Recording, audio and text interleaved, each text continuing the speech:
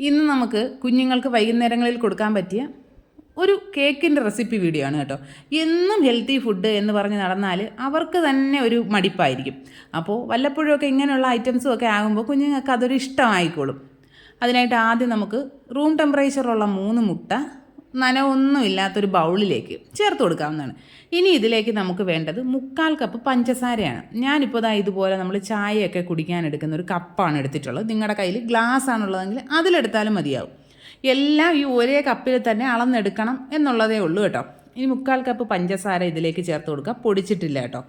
ഇനി ഒരു നുള്ളു ഉപ്പ് ചേർത്ത് കൊടുക്കുക. 1 ടീസ്പൂൺ വാനില എസൻസ് കൂടി ചേർത്ത് കൊടുത്തിട്ട് ബീറ്റർ വെച്ചൊന്ന് ബീറ്റ് ചെയ്തെടുക്കാവുന്നതാണ്. ഇതിൻ്റെ ആ ഒരു കളറെല്ലാം മാറി ഒരു വെളുത്ത നിറമാകുന്നത് വരെ വേണം ബീറ്റ് ചെയ്തെടുക്കാനായിട്ട്. നിങ്ങളുടെ കയ്യിൽ ബീറ്റർ ഇല്ല എന്നുണ്ടെങ്കിൽ നനവൊന്നും ഇല്ലാത്തൊരു മിക്സിയുടെ ജാറിലേക്ക് ചേർത്ത് കൊടുത്തിട്ട് 30 സെക്കൻഡ് ഹൈ സ്പീഡിൽ അടിച്ച് ഒരു ബൗളിലേക്ക് ഒഴിച്ചെടുത്തതിന് ശേഷം നമ്മുടെ വിസ്ക് വെച്ചിട്ട് നന്നായിട്ട് കുറച്ച് നേരം കൂടെ ഒന്ന് മിക്സ് ചെയ്തെടുക്കുമ്പോൾ ഏകദേശം നല്ലൊരു വെള്ള നിറത്തിലായി കിട്ടും.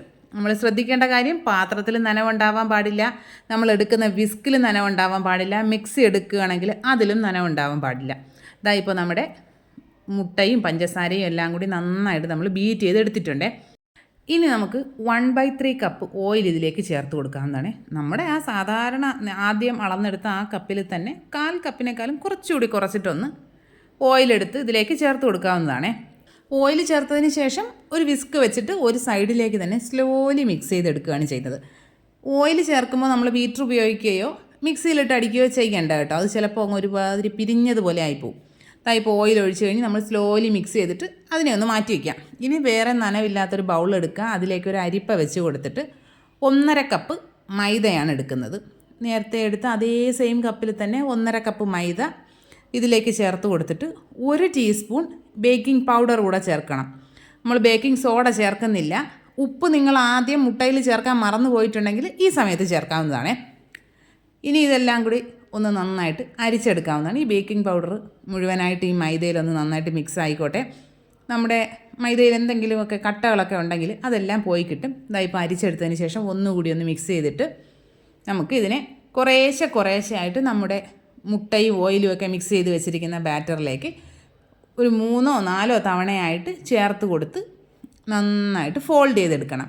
ഇനി നമുക്ക് വിസ്ക് വെച്ചോ സ്പാച്ചുല വെച്ചോ മിക്സ് ചെയ്യാം കേട്ടോ. ഞാനിപ്പോൾ സ്പാച്ചുലയാണ് യൂസ് ചെയ്യുന്നത്. ഒരു സൈഡിലേക്ക് മാത്രമായിട്ട് വേണം മിക്സ് ചെയ്യാനായിട്ട്. അല്ലാതെ നമ്മൾ കഞ്ഞിയൊക്കെ ഇളക്കും പോലെ ഇട്ട് അങ്ങോട്ടും ഇങ്ങോട്ടും ഒക്കെ ഇട്ട് കോരി ഇളക്കി മിക്സ് ചെയ്യരുത്. കേക്കിൻ്റെ ആ ഒരു ടെക്സ്ചർ തന്നെ മാറിപ്പോവും. കേക്ക് നന്നായിട്ട് ഡ്രൈ ആയിട്ടാവും കിട്ടുക.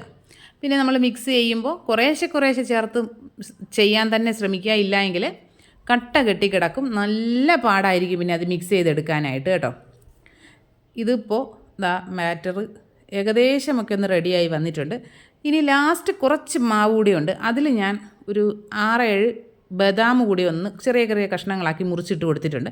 നിങ്ങൾക്ക് വേണമെങ്കിൽ കാഷ്യൂ ചേർക്കാം, വേണ്ടെങ്കിൽ അതും ചേർക്കേണ്ട കാര്യമില്ല കേട്ടോ. ബദാം കൂടി ചേർത്തിട്ട് മിക്സ് ചെയ്ത് മാറ്റി വെച്ചിട്ടുണ്ട്. ഇനി നമ്മൾ ആദ്യം എടുത്ത ആ സെയിം കപ്പിൽ തന്നെ ഒരു 1/4 കപ്പ് പാലെടുക്കുന്നുണ്ട്. അത്യാവശ്യം ചൂടുള്ള പാലാണ്. ആ പാലിലേക്ക് 1 ടേബിൾ സ്പൂൺ ബട്ടർ ചേർത്ത് കൊടുത്തിട്ട് ഒന്ന് മിക്സ് ചെയ്തെടുക്കുക. അൺസാൾട്ടഡ് ബട്ടറാണ്. അത് ചേർത്ത് നന്നായിട്ടൊന്ന് മിക്സ് ചെയ്തതിന് ശേഷം ആ ചൂടോടുകൂടി തന്നെ ഇതിലേക്ക് ഒഴിക്കുക. ഒരു 1-2 തവണയായിട്ട് വേണം ഒഴിച്ച് മിക്സ് ചെയ്യാനായിട്ട്. നമ്മൾ ബട്ടറൊക്കെ ഒന്ന് അലിയിച്ച് വരുമ്പോഴേക്കും ഇത് ചെറുതായിട്ടൊന്ന് ചൂടാറിയിട്ടുണ്ടാവും. എന്നാലും കുഴപ്പമില്ല, ഇതിലേക്ക് ചേർത്ത് കൊടുത്ത് നന്നായിട്ട് മിക്സ് ചെയ്തെടുക്കുക. ഞാൻ ഇനി ഒരു കേക്ക് ടിൻ ഇവിടെ സെറ്റ് ചെയ്ത് വെച്ചിട്ടുണ്ട്. 8 ഇഞ്ചിൻ്റെ ഒരു സ്ക്വയർ ട്രേ ഓയിലൊക്കെ തേച്ച് അതിലൊരു ബട്ടർ പേപ്പറൊക്കെ ഇട്ട് സെറ്റ് ചെയ്ത് വെച്ചിട്ടുണ്ട്. ഇനി അതിലേക്ക് ബാറ്റർ മുഴുവനായിട്ട് ഒഴിച്ച് കൊടുത്തതിന് ശേഷം നന്നായിട്ടൊന്ന് ടാപ്പ് ചെയ്തിട്ട് നമ്മൾ പ്രീ ഹീറ്റ് ചെയ്ത് വെച്ചിരിക്കുന്ന നമ്മുടെ പാത്രത്തിലേക്ക് ഇറക്കി വെച്ച് കൊടുക്കാവുന്നതാണ്. ഞാനിപ്പോൾ ഒരു അലൂമിനിയം ചെറുവത്തിലേക്ക് ഒരു റിങ് ഇറക്കി വെച്ച് കൊടുത്തിട്ടുണ്ട്. അതിലേക്ക് ഈ പാത്രം വെച്ച് കൊടുക്കുക, അടച്ച് വയ്ക്കുക, വെയിറ്റ് വയ്ക്കുക.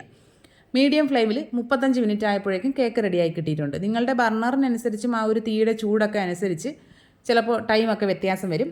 ഒരു 30-35 മിനിറ്റൊക്കെ ആകുമ്പോൾ തുറന്ന് നോക്കി സ്ക്യൂർ വെച്ചൊന്ന് കുത്തി നോക്കുക. ഞാൻ കുത്തി നോക്കിയപ്പോൾ അതിൽ തീരെ പറ്റി പിടിച്ചിട്ടൊന്നുമില്ല. പുറത്തെടുത്ത് വെച്ച് ഇതിൻ്റെ ചൂടൊക്കെ ഒന്ന് മാറിക്കഴിയുമ്പോൾ നമ്മൾ ഡീമോൾഡ് ചെയ്തെടുക്കുക, കട്ട് ചെയ്യാം. ഞാനിതിപ്പോൾ കട്ട് ചെയ്തെടുക്കാനായിട്ട് നോക്കിയപ്പോഴാണ് ഞാൻ ശ്രദ്ധിക്കുന്നത് ഇതിൻ്റെ ഷേപ്പ് അത്ര പെർഫെക്റ്റ് അല്ല. കാര്യം എന്താണ്, നമ്മൾ എന്ത് സാധനം ചെയ്യുമ്പോഴും സ്നേഹത്തോടും സന്തോഷത്തോടും കൂടി വേണം ചെയ്യാൻ. ഞാൻ അത്ര നല്ല മൂഡിലല്ലായിരുന്നു കേക്ക് ചെയ്തത്. അതിൻ്റെതാണ് ഈ ഒരു പെർഫെക്ഷൻ കുറവ്.